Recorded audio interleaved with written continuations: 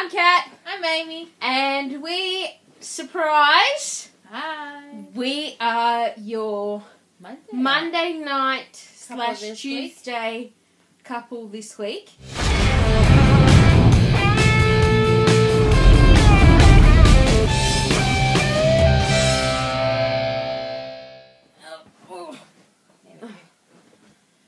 Okay, so this week's topic is Mother's Day and sort of the relationship that we have with our mum and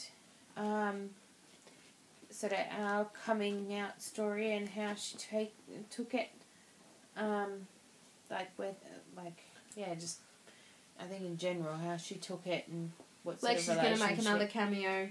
Yes, she decided that she's going to be a little actress and that's what she's going to do. So hopefully she'll lie down for the majority of it. Well, I'll start. Okay then. My mother and I have a very good relationship. She's always been there for me and I know that I can count on her for anything, and I think that the both of us feel that way. Yeah, we have an awesome relationship with We live with my parents at the moment while we're building our house, so although there's times where, you know, living at home can be a challenge, and not just for us, but for mum and dad as well, I'm sure. There's things that we do that annoy the crap out of them, and there's things that they do that annoy the crap out of us. So, but I know that when it comes down to it, they really care and they support us, and mum in particular will always be there for us. So it's a great relationship. Yeah. She and I have taken a little bit longer to develop that closeness, but now, like, seriously, I know that if anything went wrong, she'd be there in a heartbeat to support us, and I think that's a really beautiful thing to have. Yeah. My coming out story was pretty much Mum, Dad, I'm gay, and they turned around and said, yeah, and we already knew that, so is there anything else that you want to talk about, sort of thing. Not in a, I don't mean that in a negative way, it was very much a positive thing, and they were happy to talk to me about whatever, but it was sort of a well-known fact before I actually said anything out loud. So I had been in a number of heterosexual relationships before that, and so it was a big thing, I think, for me to finally admit that, well, actually that wasn't really the thing for me. So your mum. And my mum, she's an awesome lady. We nickname her Betty Crocker. Good old Betty. She can cook. So cook and I mean, when I say cook, she can cook anything. Except she doesn't like to stick to a recipe. No, nothing's by recipe. It's so you can never you go, how did you cook this, Mum? Oh, I don't know. I just put a bit of this and bit of this, and it's always beautiful. She can cook anything.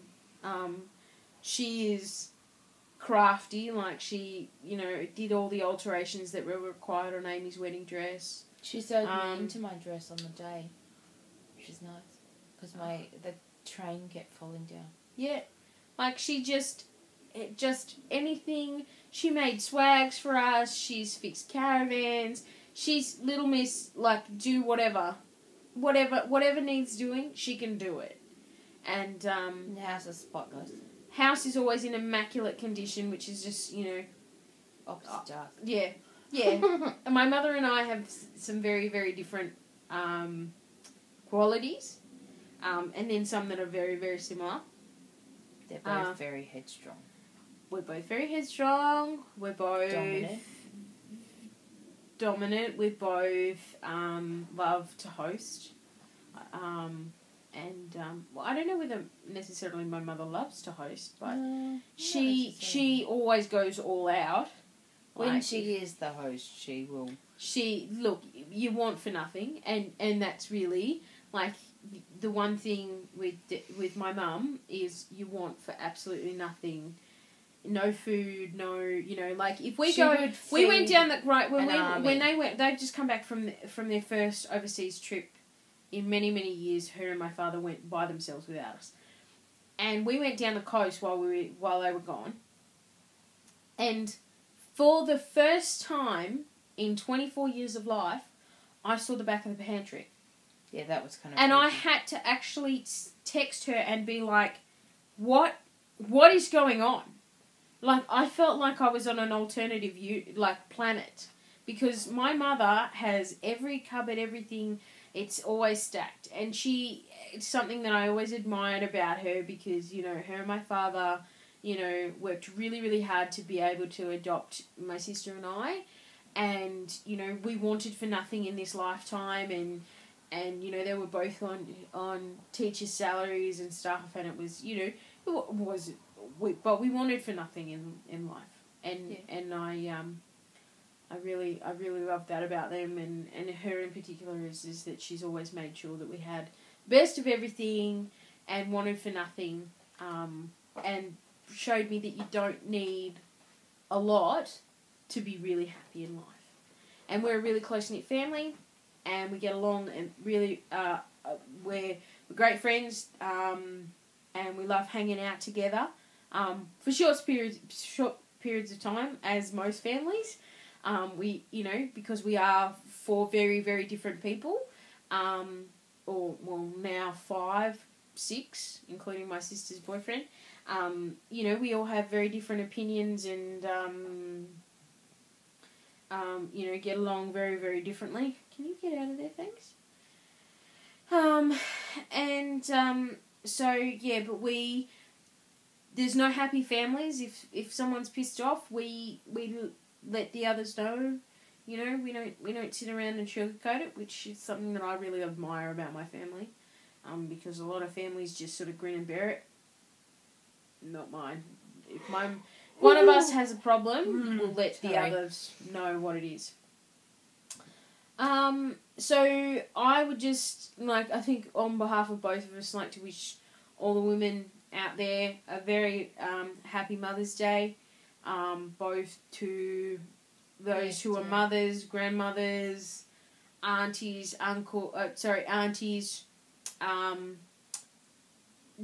just really hope that women in general, just letting that we're sending well wishes your way. On a personal note, I'd like to thank all the women in my life, past and present. You've really taught me a lot, and we had a really lovely Mother's Day. One of our very dear friends allowed us to share part of her day with her and her family. It's really late here. And it was really beautiful, and we were very, very grateful for it.